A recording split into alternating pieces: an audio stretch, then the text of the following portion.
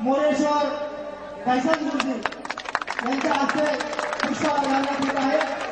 दीपप्रज्वलन या ठिकाणी करण्यात येत आहे. त्याचप्रमाणे शिवाजी महाराजांच्या पुतळ्यात पुष्पार्पण करण्यात येत आहे.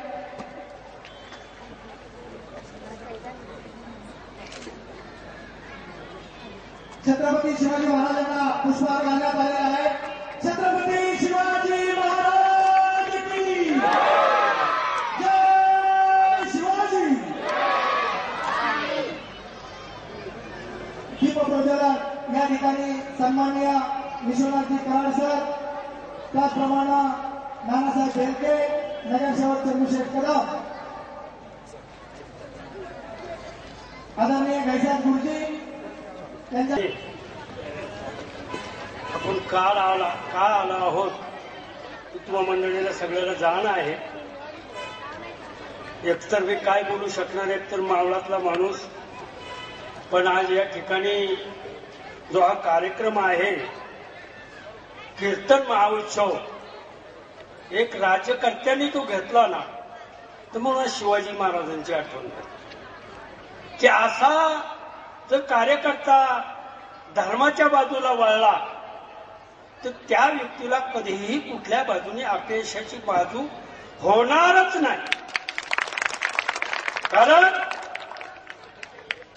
तुका म्हणे खरे झालेले एका संतांची या बोले, असा संतांचा बोल आहे. तेव्हा आज या ठिकाणी एवढे बडे बडे वक्ते आनंद महाराज, कोरेकर, कर्जत आणि बाबा महाराज इंगळे आणि आताही महाराज केशव महाराज उकळीकर या मंडळींचा हा कीर्तनाचा कार्यक्रम आमच्या सारख्याला ऐकायला मिळाला. भाग्य या राज्यकर्त्याचं त्याच्या वतीनं ग्वाही देतो आणि इथं थांबतो. रामकृष्ण आहे. धन्यवाद. आदरणीय सातपुते महाराज.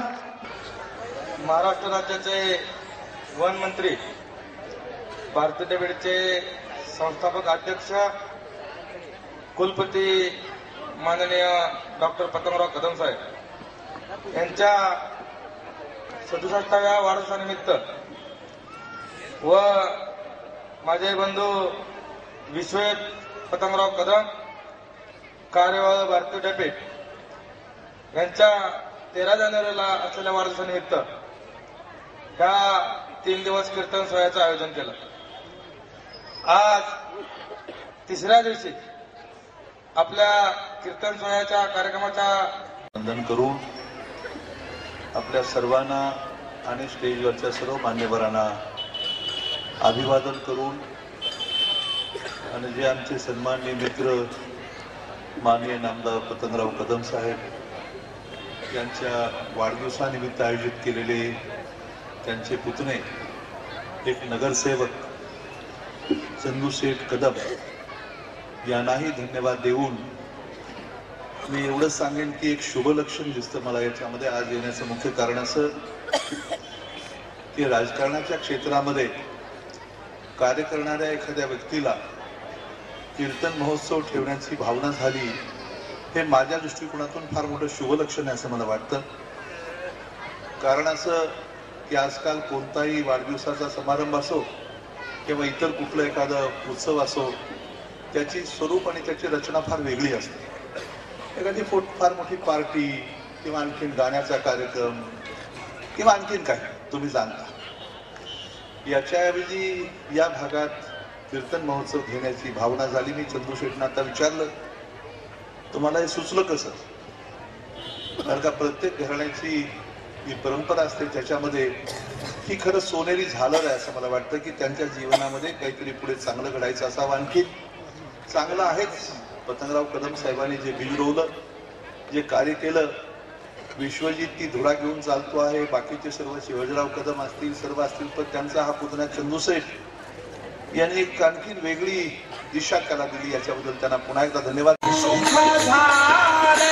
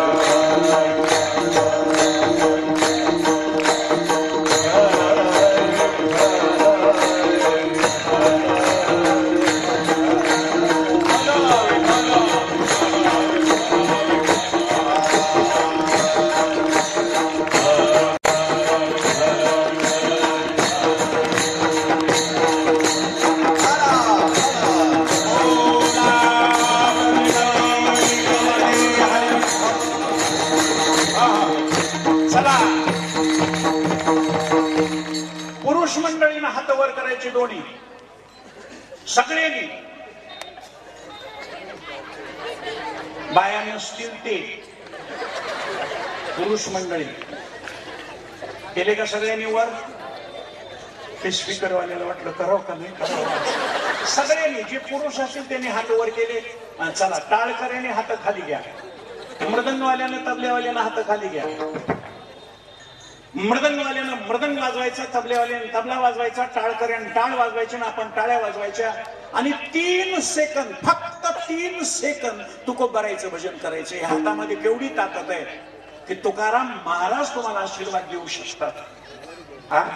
हात वर, हात वर, बोलू लागलं की हात खाली करतात वर. बघू कोण ऐकत नाही. असा हा परिसर दुमदुमून गेला पाहिजे तुकोबारायच्या नावानं. तुकाराम तुकाराम तुकाराम तुकाराम.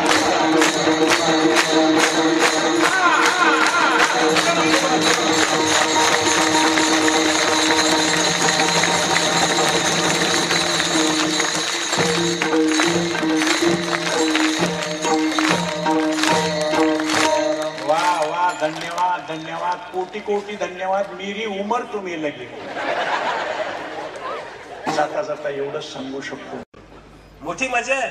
म्हातारीने सुंदर जेवायला केलं होतं, तांदळाची भाकरी वगैरे. मी जरा संध्याकाळी लवकर या म्हटली. म्हणलं का? गरम आहे तोवर तांदळाची भाकरी खावा लागते. निवल्यावर कुडावर फेकून मारली तर कुड मोडर पण भाकरीचा तुकडा तुटायचा. मी त्या भीतीने लवकरच गेलो. म्हातारीने नमुना म्हणून आपली चक्कर भाकरी केली होती तांदळाची. पुरणपोळीचा स्वयंपाक. पोळी खावी कोकणात, काय सुंदर पोळी असती म्हणतात. दुधात किंवा गुळवण्यात सोडली तर 2 मिनिटांनी इरगळून जाते, सापडत नाही. आपल्याकडे बी पोळ्या असतात.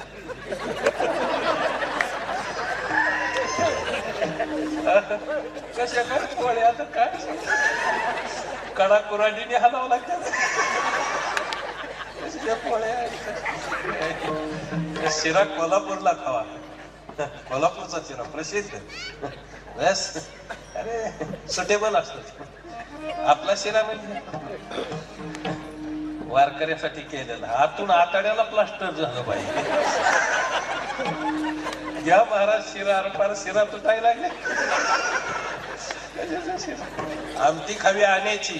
कुठली? आणा बोटा. बस लिटर 1.5 लिटर आमटी खाते माणूस. यंदा आमटी होती 22 कडाया काल्याच्या कीर्तनात. 9.5 लाख रुपयाचा मसाला होता आमटी.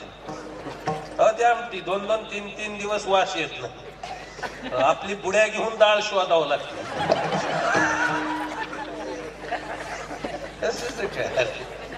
जीवन जगायचे ना त्या पद्धतीने जीवन जगायचं माहिती. म्हणजे आनंदी राहत. कशासाठी बोललो मी? म्हातारीने गडबडीने आम्हाला जेवायला वाढलं आणि भज्याने भरलेली टोपली तशीच राहील. म्हणजे विसरली म्हातारी भजे वाढायची. म्हणजे माझ्या आवडीचा मेनू पदार्थ वाढायचाच विसरला. मी 1 घास खाल्लं की भाज्याकडे बघायची. मागावा तर क्रिडेट जाते, नाही मागावा तर भाज्याला मोकतोय. एवढा अभ्यास केला, एवढा स्टडी केला, एवढा हिंदुस्थान फिरलो. दिल्ली, आग्रा, मथुरा, द्वारका, उज्जैन, अजमेर, रत्नाम, अहमदाबाद, बडोद, बडोदा, सुरत, इंदोर, ग्वालियर, कलकत्ता, भोपाळ, नेपाळ, काशी, गया, प्रयाग, शिवकांची, विष्णुकांची, कालहस्ती, तिरुपती, तिरुमल एवढा फिरणून काय तुझ्या ज्ञानाला महत्व येण्या? साधं तुला भजे कमी येता येत नाही तर मोक्ष मिळवायचा. स्वर्ग मोक्ष हे नाही लांब. बरं पहिल्यासारखं वातावरण बी राहिलं नाही स्वर्गात. आता लय दाटी झाली. आधी जाऊ दे त्या वरच्या खालच्या, मग आपण जाऊ निवांत. लय दाटी झाली. स्वर्गात पहिल्यासारखं वातावरण नाही राहिलं. काही नाही आता पहिल्यासारखं. चिंतामणीच्या सडकान, कामधेनूची किल्लारण, कल्पतरूच्या बागात, रंभान, उर्वशी, मेनकान, चौफुलान, नटरंगन तसलं काही राहिलं नाही वर सध्या. मध्ये मी 5-6 महिने तिथंच होतो स्वर्गात. कटाळून खाली आलो. काय नसते, कंटाळून जातो माणूस स्वर्गाला सुद्धा. तसं काही करून ठरवायला म्हणलं भजे मिळवायचे. जिद्दीला पेटलो मीही. जसा चिमाजी अप्पा वसईचा किल्ला घ्यायला किंवा तानाजी मालुसरे सिंहगड घेण्यासाठी मुरारबाजी जसा शर्तीची झुंज देत होता पुरंदरावर, किंवा बाजी प्रभू देशपांडा जसा खिंडीमध्ये तोफेच्या आवाजाकडे लक्ष लावून झुंजत होता, तसं भजे मिळवण्यासाठी मी बी काही करून भजे मिळवायचे.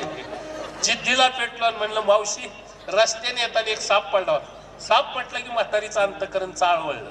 ते म्हणजे आमच्याकडची जनावर भयंकर विषारी. म्हणलं अहो काय सांगायचं. मी तनकन उडी मारली पळालो. लय मोठं लांब सडक जनावर साप.